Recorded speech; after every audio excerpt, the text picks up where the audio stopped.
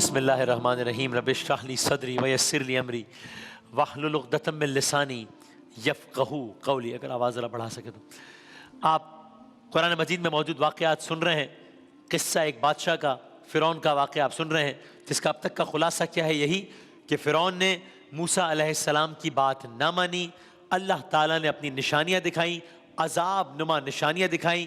فرعون ہر نشانی کو دیکھتا تھا، پھر جب گھبرا جاتا تھا دیکھ کر کہتا تھا بس اب میں باز آ جاؤں گا، اب آپ جیسا کہیں گے ویسا ہی میں کروں گا، اپنے خدا سے دعا کر کے ہمیں اس آفت سے نجات دلا دیجئے۔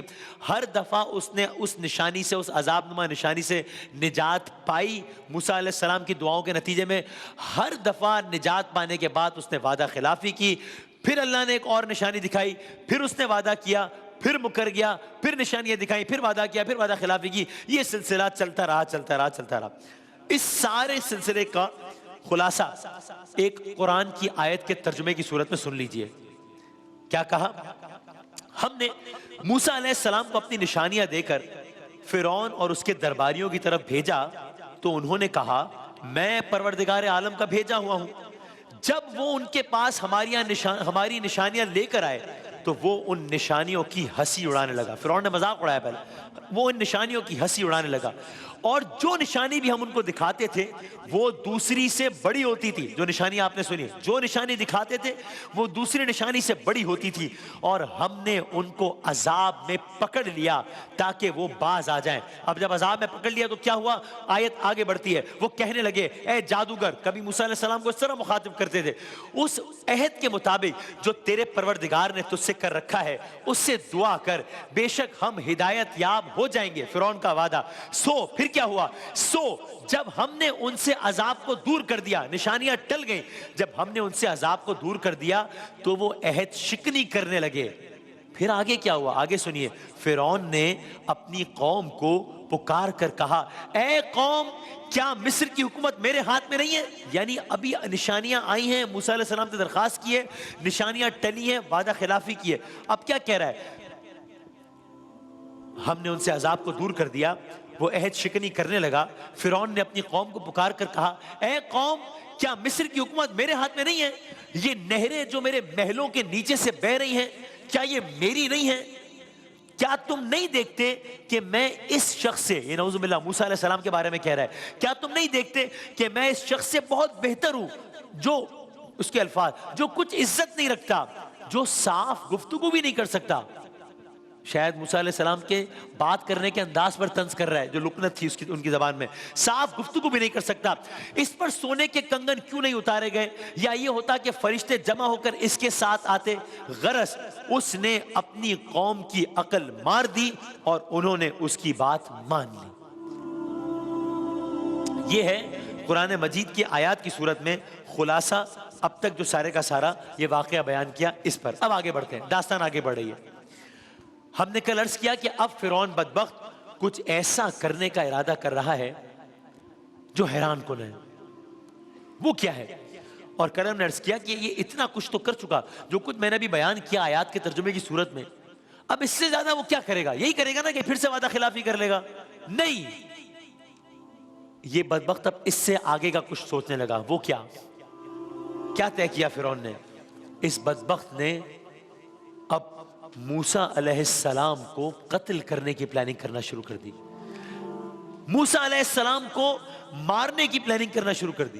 جی ہاں، یعنی وہی موسیٰ علیہ السلام جن سے منتیں کر کے اللہ کی عذاب نما نشانیوں سے نجات حاصل کی ہے، اب یہ فرعون انہی کے قتل کے در پہ ہے۔ کیا ہوا؟ جہاں موسیٰ موجود ہو ان کو عبرتناک طریقے سے انجام تک پہنچا دیا جائے۔ نہ موسیٰ ہوں گے نہ کوئی جادو ہوگا۔ وہ نشانیوں کو جادو کہہ رہا تھا۔ اللہ اکبر۔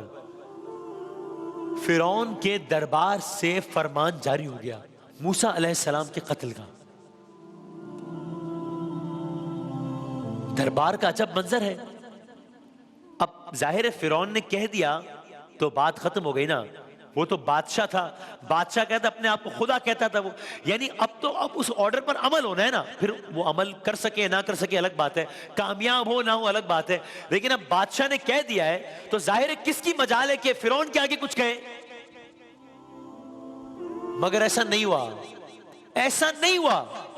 جی ہاں، پھر کیا ہوا؟ فرعون نے اپنے دربار میں قتل موسیٰ کا فرمان جاری کیا تو اچانک دربار میں ایک ایسی صورتحال ہوئی جو سب کے لیے حیران کن تھی۔ قرآن کریم نے صورتحال کو بتایا۔ کیا ہوا؟ اچانک فرعون کے دربار میں ایک بڑا سردار کھڑا ہو گیا۔ بادشاہ کے دربار، بادشاہ کے حکم کے سامنے ایک سردار کھڑا ہو گیا۔ کتنا ہی بڑا سردار ہو، بادشاہ سے تو کمتر ہے نا بظاہر دنیاوی اعتبار سے۔ کیا ہوا؟ بڑا سردار کھڑا ہو گیا، کہنے لگا فرعون تم موسیٰ سے نہیں، موسیٰ کے رب سے لڑ رہے ہو، اور تمہاری اس کے رب کے مقابلے میں کوئی اوقات نہیں ہے، اور اگر تم لوگ زندہ ہو تو صرف اس لیے کہ موسیٰ کا خدا تمہیں مہلت دے رہا ہے، تم اپنی بدکاریوں میں انتہا کر رہے ہو۔ یہ کیا ہو گیا؟ دربار فرعون میں فرعون کی بغاوت۔ آپ جانتے یہ جو شخص ہے جس نے یہ کام کیا ہے، بھئی بڑی بات ہے نا، یہ آج ہم داستان کی صورت میں سن رہے ہیں ایک بہت ہی کمفرٹیبل انوائرمنٹ میں، تو یہ سننا بڑا اچھا لگ رہا ہے کہ بھئی ایک بادشاہ تھا، اس کا دربار لگا ہوا تھا، اس نے کہا یہ کر دو، ایک بندہ سامنے سے کھڑا ہو گیا کہ یہ نہیں کرنا چاہیے۔ یہ سننے میں بڑا آسان لگ رہا ہے۔ فرعون کا دربار ہے، خدائی کا دعوے دار ہے، سامنے موسیٰ علیہ السلام ہے، موسیٰ علیہ السلام سے اس کی دشمنی ہے، موسیٰ علیہ السلام کے قتل کا فرمان جاری کر دیا ہے، اور یہ شخص کھڑے ہو کر کہتا ہے کہ تم جو کچھ کر رہے ہو غلط کر رہے ہو۔ آپ جانتے ہیں اس شخص کو قرآن نے کیا کہنے اس شخص کے؟ قرآن نے اس شخص کو ایمان لانے والا قرار دیا، قرآن نے اس شخص کو مومن قرار دیا۔ کیا کہنے اس شخص کے جس کے مومن ہونے کی سند قرآن کریم دے رہا ہو؟ بھائی ایک سورہ کا، قرآن کریم کا سورہ ہے سورہ مومن۔ آئیے سورہ مومن کی کچھ آیات کا ترجمہ سنیے۔ ہم نے آپ سے بھی عرض کیا تھا کہ ہم کوشش کریں گے قرآن کریم کی مختلف سورتوں کے جو عنوان ہے وہ کس حوالے سے ہمیں معلوم تو ہو۔ میں اپنے لیے کہہ رہا ہوں کہ اس سورہ کا یہ عنوان ہے تو اس کے پیچھے کیا بات ہے، اس سورہ کا یہ ٹاپک ہے تو اس کے پیچھے کیا بات ہے۔ قرآن کریم کا ایک سورہ ہے، سورہ کا نام ہے سورہ مومن، اور میں نے کہا اللہ تعالیٰ نے اس شخص کو قرآن کریم میں ایمان لانے والا مومن قرار دیا۔ آئے سورہ مومن کی کچھ آیات کا ترجمہ سنیے جو دراصل اس شخص کا بیان ہے فرعون کے سامنے، فرعون کے دربار میں۔ سنیے، پھر اس نے کہا میں اعلان کرتا ہوں میں موسیٰ اور ان کے رب پر ایمان لانے والوں میں سے ہوں، مجھے تمہارے بارے میں، فرعون کو کہہ رہا ہے مجھے تمہارے بارے میں خوف لاحق ہو گیا ہے کہ تم پر عذاب آئے گا، تم پر ویسا ہی عذاب نہ آ جائے جیسا گزشتہ قوموں پر آیا تھا۔ فرعون کے دربار کا منظر بدل گیا۔ ایک اور آیت سنیے سورہ مومن کی، اور وہ شخص جو مومن تھا، جس طرح میں نے کہا قرآن نے کہا، اور وہ شخص جو مومن تھا اس نے کہا بھائیوں میرے پیچھے چلو میں تمہیں بھلائی کا راستہ دکھاؤں۔ بھائیوں یہ دنیا کا یہ دنیا کی زندگی کسی کام کے لیے مفہوم ہے۔ ہائے ہائے، جو برے کام کرے گا اس کا ویسا انجام ہوگا، نیک کام کرنے والے کا ویسا انجام ہوگا۔ یہ میں نے ان آیات کا مفہوم آپ کے سامنے عرض کر دیا۔ بہرحال اب فرعون نے یہ کام تو کر دیا، اور اس شخص نے یہ جواب دے دیا۔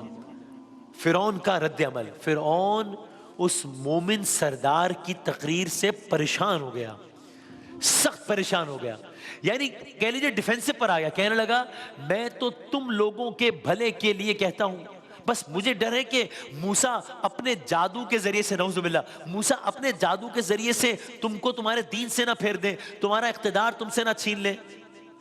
اب اس مومن سردار نے کہا میں، پھر وہی سورہ مومن سردار، میں تمہیں جنت کی طرف بلا رہا ہوں، تم لوگوں کو جہنم کی طرف لے کر جا رہے ہو، ایک دن آئے گا تم لوگ میری ان باتوں کو یاد کرو گے۔ آپ اس شخص کا ایمان دیکھ رہے ہیں۔ ایک مشہور و معروف آیت ہے، شاید سب نے سنی ہو، وَأُفَوِّضُ أَمْرِي إِلَى اللَّهِ إِنَّ اللَّهَ بَصِيرٌ بِالْعِبَادِ۔ یہ سورہ مومن کی آیت ہے، یہ بھی اس موقع پر کہی گئی، وَأُفَوِّضُ أَمْرِي إِلَى اللَّهِ، یعنی بس میں نے اپنا معاملہ اللہ کے سپرد کر دیا۔ إِنَّ اللَّهَ بَصِيرٌ بِالْعِبَادِ، اللہ تعالیٰ بندوں کا نگران ہے۔ یہ آیت بھی اسی پس منظر میں ہے۔ بہرحال یہ ایک واقعہ نے جنم لیا فرعون کے دربار میں، لیکن اس سب کے باوجود فرعون کا دل سخت سے سخت ہوتا چلا گیا اور وہ کسی بھی طور پر غلامی سے بنی اسرائیل کو آزاد کرنے پر تیار نہ تھا۔ بس اب ایسے میں داستان آگے بڑھتی ہے۔ موسیٰ علیہ السلام اب پھر اس کے دربار میں پہنچے، گویا کہہ رہے ہوں کہ بس آج میں آخری مرتبہ تیرے دربار آیا ہوں۔ اب یہ نشانی وعدہ خلافی، نشانی وعدہ خلافی، گویا کہہ رہا ہوں کہ اب یہ نہیں چلے گا، بس اب میں آخری مرتبہ تیرے دربار میں آیا ہوں۔ اب تجھ پر اور تیری قوم پر ایک ایسی عذاب نما نشانی نازل ہوگی کہ جس کے بعد تم سب حیران ہو جاؤ گے۔ کیا ہوگا؟ تیری قوم کے سردار ہو، غریب ہو، امیر ہو، سب، اب تم سب کو اولاد کا غم سہنا پڑے گا۔ اولاد کا غم سہنا پڑے گا۔ اور پھر کیا ہوا؟ بس یہ کہا موسیٰ علیہ السلام نے اور ہارون علیہ السلام نے فرعون سے یہ کہا اب تمہیں اولاد کا غم سہنا پڑے گا۔ فرعون کے دربار سے واپس آئے، تمام بنی اسرائیل کے قبائل کو جمع کیا، سب کو حکم دیا سب لوگ فوری طور پر اللہ کے حضور قربانی کرو، قربانی کے خون کو اپنے گھروں کے دروازوں کی چوکھٹوں پر لگا دو، تمام لوگ اپنے گھروں میں ٹھہرو اور کوئی ایک بھی فرد اپنے گھر سے باہر نہ نکلے۔ یہ بنی اسرائیل کو کہا آج رات مصر پر ایک عذاب نازل ہوگا، ایک نشانی نازل ہوگی۔ تمام بنی اسرائیلیوں نے ویسا ہی کیا۔ شام کے وقت اچانک آسمان سے ایک قہر نما دھواں اترنا شروع ہوا، آہستہ آہستہ مصریوں کے گھر میں داخل ہونا شروع ہوا، یہاں تک کہ یکے بعد دیگرے لوگوں کے گھروں میں اموات ہونا شروع ہوئی۔ کئی مصریوں کے گھروں میں اولادیں ان کی مر گئیں۔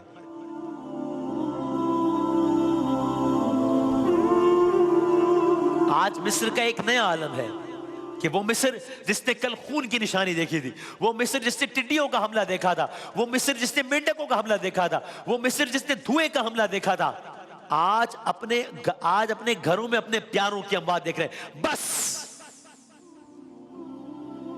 یہ وہ موقع تھا کہ اب بحکم خدا موسیٰ علیہ السلام کا اپنی قوم بنی اسرائیل کو لے کر مصر سے روانگی کا وقت ہے۔ آپ کو یاد ہے نا سارا معاملہ شروع کہاں سے ہوا تھا؟ موسیٰ علیہ السلام گئے تھے فرعون کے دربار میں، تم نے بنی اسرائیل کو، اس قوم کو غلام بنایا ہوا ہے، تم انہیں رہا کر دو۔ اس نے کہا تھا نہیں کروں گا۔ پھر موسیٰ علیہ السلام نے کہا تھا نشانی آئیں گی، 1 2 3 4 ساری نشانیاں آتی چلے گی، بس اب مزید کوئی نشانی نہیں آئے گی۔ اب یہ وہ وقت ہے کہ جب موسیٰ علیہ السلام کا بنی اسرائیل کو لے کر مصر سے روانگی کا وقت ہے۔ تو اب کیا اس پر عمل ہو پائے گا یا اب پھر فرعون اس کو روکنے کے لیے کچھ کوشش کرے گا؟ موسیٰ علیہ السلام گویا بنی اسرائیل کو تیار کر رہے ہیں، چلو اب مصر سے روانگی کا وقت ہے۔ جب بنی اسرائیل روانہ ہوگی تو کیا فرعون خاموش بیٹھا رہے گا؟ فرعون کیا کرے گا؟ کلرز کریں گے۔